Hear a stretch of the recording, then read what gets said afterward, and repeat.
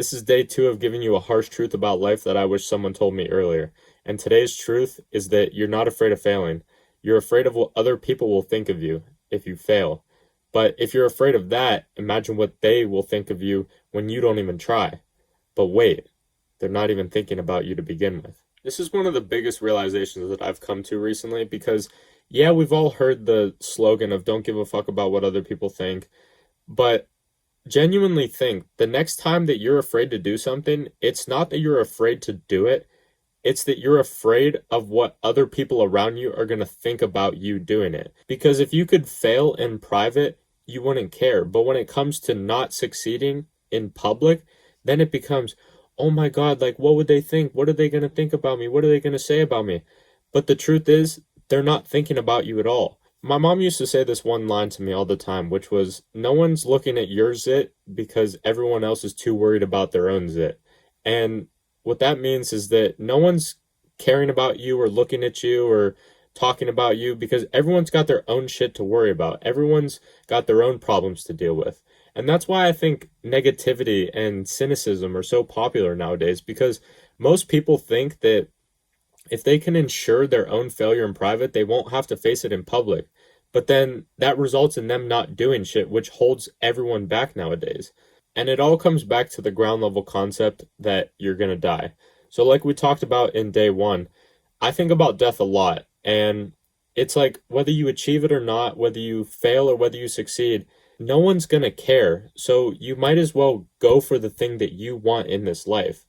And I enjoy talking to old people a lot and getting their perspectives on life because, they've already lived the majority of their life and they don't really have anything else in terms of like new things that they're going to do. So if you can ask the right questions and press the right buttons, you can get some super important life lessons out of it. And the biggest one that I've gotten, and it's been consistent with almost every single old person that I've spoken with, it's about regrets. It's always about the thing they didn't do, the places they didn't go, the job they never applied for or never got. And I think that shit's really powerful. Almost every single one that I talk to has had something that as soon as I bring up the word regret, they immediately start fucking rattling them off. Like, yep, I never got to do this and I never got to do that and I never went here and I never did that. And it's like, fuck, dude, like you've lived this much life and you still think about this shit all the time. And it just makes me think like, I don't want to be like that. And to take it a step even further, like, I don't want to wait till I'm old to experience all those things either. Like, I want to have the ability to experience wealth and the ability to explore the world at my own leisure and not have to wait till I'm 70, 80 years old when I'm on the brink of death. Because I guarantee you that being rich and traveling is 100 times better when you're 29 compared to when you're 79.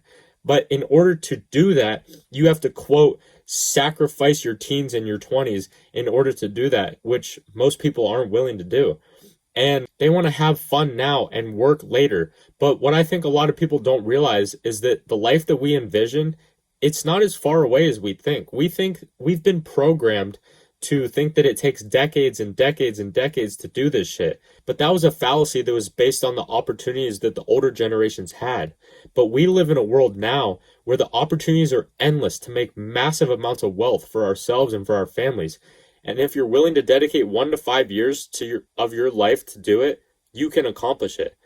And I mean, shit, if you're a woman who was blessed by God with an attractive body, you can fucking take your iPhone out right now, turn the front camera on, and start making a doctor's salary in a couple of fucking months. Like, that's the reality that we live in. But for men, it's much harder. But the difference is the additional rewards that come with building something meaningful is what makes it worth it. It's the status that allows you to network with other powerful and competent men all over the world.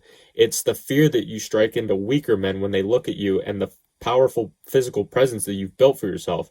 I could go on and on and on, but you get the point. And the only way, in my opinion, that we get to achieve these things is through failing and through suffering.